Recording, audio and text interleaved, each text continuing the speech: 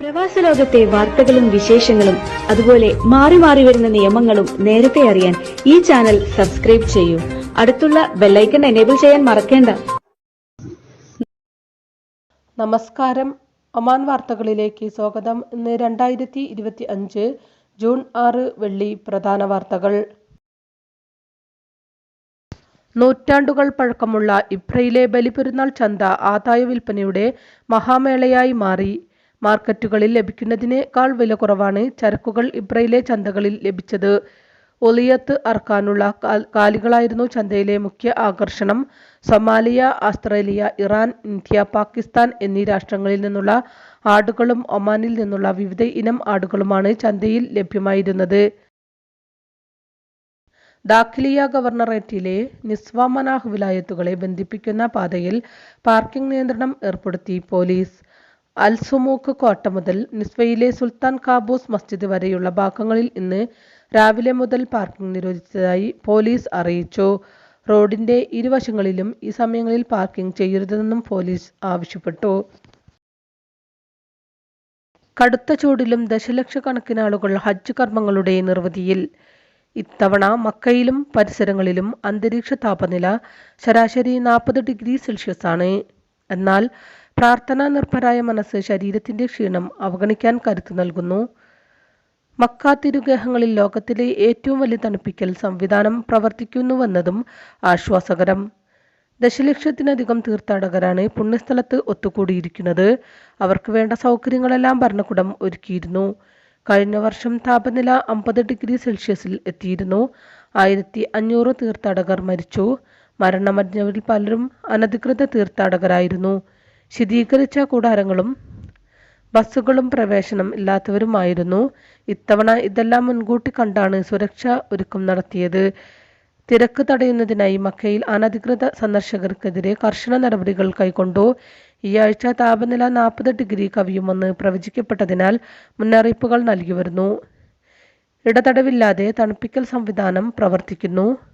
1,55,000 refrigeration ton ശേഷിയുള്ള യന്ത്രങ്ങൾ grand മസ്ജിദിന് അകത്തും പുറത്തും വിന്യസിച്ചിരുന്നു. ഇവ താപനില 22 ഡിഗ്രിക്കും 24 ഡിഗ്രിക്കും ഇടയിൽ നിലനിർത്തുന്നു.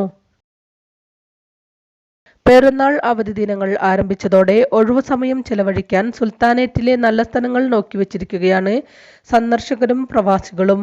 അതേസമയം രാജ്യത്തെ വിവിധ മേഖലകളിൽ ചൂട് 46 ഡിഗ്രിക്കും മുകളിലായതിനാൽ അവിടങ്ങളിലെ വിനോദസഞ്ചാര കേന്ദ്രങ്ങൾ അത്ര പ്രിയപ്പെട്ടതാകില്ല.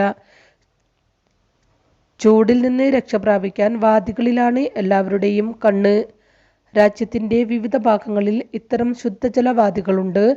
തണുപ്പിന് പുറമെ വിവിധ സസ്യലതാദികളും പാറക്കെട്ടുകളുമെല്ലാം വാദികളിലുണ്ടാകും. ഭംഗിക്കും ഒപ്പം സാഹസികതയ്ക്കും അനുയോജ്യമായ സുൽത്താനേറ്റിലെ ചില വാദികളാണ്.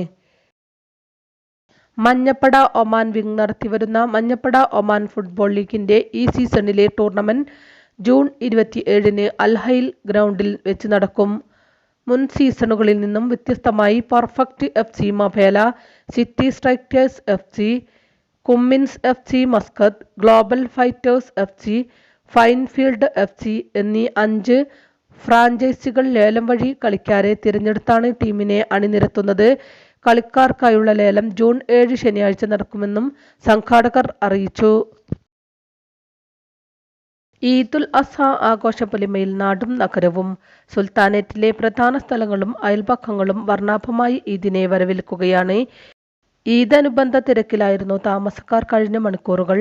പുതുവസ്ത്രങ്ങൾ എടുക്കുന്നതും ആഘോഷത്തിനുള്ള ഭക്ഷണവും പലഹാരങ്ങൾ തയ്യാറാക്കുന്നതുമെല്ലാം സാധനങ്ങൾ വാങ്ങാനും കന്നുകാലികളെ തിരഞ്ഞെടുക്കാനും എത്തിയ ആളുകളെ കൊണ്ട് മാർക്കറ്റുകൾ സജീവമായി.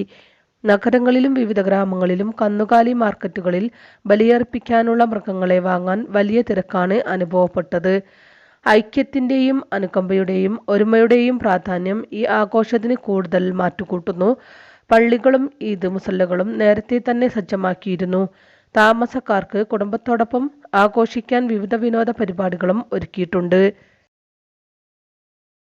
മൃഗങ്ങളെയും മറ്റും അറവ് നടത്തുന്നവരും കൂടെയുള്ളവരും സുരക്ഷാ ക്രമീകരണങ്ങൾ നിർബന്ധമായും പാലിക്കണമെന്ന് അധികൃതരുടെ മുന്നറിയിപ്പ്. മാംസങ്ങൾ മുറിക്കുമ്പോഴും മറ്റും കയ്യുറ, ഷൂസ് എന്നിവ ധരിക്കണമെന്നും മൃഗങ്ങളിൽ നിന്ന് പടരാൻ സാധ്യതയുള്ള വൈറസുകളിൽ നിന്ന് സ്വയം രക്ഷ നേടണമെന്നും അധികൃതർ വ്യക്തമാക്കി. മൃഗങ്ങളിൽ നിന്ന് പകർച്ചവ്യാധികൾ വ്യാപിക്കാനുള്ള സാധ്യത മുന്നിൽ കണ്ട് അറവു മൃഗങ്ങളെ വാങ്ങുന്നവർ ശ്രദ്ധിക്കേണ്ട കാര്യങ്ങൾ അധികൃതരുടെ മുന്നറിയിപ്പിൽ വ്യക്തമാക്കുന്നു. ബലിപെരുന്നാളിനോടനുബന്ധിച്ച് റോഡ് മാർഗവും കടൽ മാർഗവും ഒമാനിലെത്തിയ മൃഗങ്ങളെ കർശന പരിശോധനയ്ക്ക് വിധേയമാക്കി വരികയാണ്. ഒട്ടകങ്ങൾ അറവ് നടത്തുന്നവർ കൂടുതൽ ശ്രദ്ധ പുലർത്തണം. അറവ് നടത്തുന്നവർ സുരക്ഷാ ക്രമീകരണങ്ങൾ പാലിച്ചില്ലെങ്കിൽ മാരകമായ അസുഖങ്ങൾ പിടിപെടാൻ സാധ്യതയുണ്ടെന്ന് ആരോഗ്യ വിദഗ്ധരും ചൂണ്ടിക്കാണിക്കുന്നുണ്ട്. വിഷയം ലാഘവത്തോടെ കാണരുതെന്നും മന്ത്രാലയത്തിന്റെയും മറ്റും നിർദ്ദേശങ്ങൾ പാലിക്കേണ്ടതുണ്ടെന്നും ആരോഗ്യ വിദഗ്ധർ പറയുന്നു. വടക്കൻ ബാത്തിന ഗവർണറേറ്റിലെ സുഹാർ വിലായത്തിലെ കടകളിൽ തീപിടുത്തം. അൽ ഔഹി ഇൻഡസ്ട്രിയൽ ഏരിയയിലെ വാണിജ്യ സ്ഥാപനങ്ങളിലാണ് സംഭവം. അപകടത്തിൽ 2 പേർക്ക് പരിക്കേറ്റു. വടക്കൻ Batinah unit civil defence and ambulance authority അഗ്നിശമന സേനാംഗങ്ങൾ സ്ഥലത്ത് രക്ഷാപ്രവർത്തനം നടത്തി. പരിക്കേറ്റവരെ ആശുപത്രിയിലേക്ക് മാറ്റുകയും ചികിത്സ ലഭ്യമാക്കുകയും ചെയ്തു. അപകട കാരണം വ്യക്തമല്ല. തീപിടുത്തത്തിന് പിന്നാലെ അൽ ഔഹി പ്രദേശത്താകെ പുക നിറഞ്ഞിരുന്നു. ബലിപെരുന്നാൾ ആഘോഷവേളയിൽ വൈറൽ പനിക്കെതിരെ ജാഗ്രത പാലിക്കണമെന്ന് ആരോഗ്യ മന്ത്രാലയം. ക്രിമിയൻ കോങ്കോ ഹെമറേജിക് ഫീവർ എന്നറിയപ്പെടുന്ന പനി പകരുന്നതിൽ നിന്ന് കരുതൽ വേണമെന്നാണ് അധികൃതരുടെ മുന്നറിയിപ്പ്. പെരുന്നാൾ ദിനങ്ങളിൽ ബലി അർക്കുമ്പോൾ മുൻകരുതൽ സ്വീകരിക്കണമെന്നും അധികൃതർ ഉണർത്തി. മൃഗങ്ങളുടെ രക്തം കുടിക്കുന്ന ചെള്ളുകളുടെ കടിയേറ്റോ രോഗബാധിതരായ മൃഗങ്ങളുടെ രക്തവുമായും കലകളുമായും നേരിട്ടുള്ള സമ്പർക്കത്തിലൂടെയോ കശാപ്പ് സമയത്തും ശേഷവും മൃഗങ്ങളിൽ നിന്ന് മനുഷ്യരിലേക്ക് പകരാൻ സാധ്യതയുള്ള രോഗമാണിത്. പലരും പെരുന്നാളിൽ കന്നുകാലികളുമായി കൂടുതൽ ഇടപഴകാൻ സാധ്യതയുള്ളവരാണ്. അതിനാൽ ആവശ്യമായ മുൻകരുതലുകൾ എടുക്കണം. മൃഗങ്ങളെ കൈകാര്യം ചെയ്യുമ്പോൾ ഉചിതമായ നടപടികൾ എടുക്കണം. ഇത് അണുബാധ സാധ്യത കുറയ്ക്കാൻ സഹായിക്കും. പനി, തലവേദന, പേശിവേദന, ഓക്കാനം, വയറിളക്കം എന്നിവയാണ് CCHFന്റെ പൊതുവായി കണ്ടുവരുന്ന ലക്ഷണങ്ങൾ.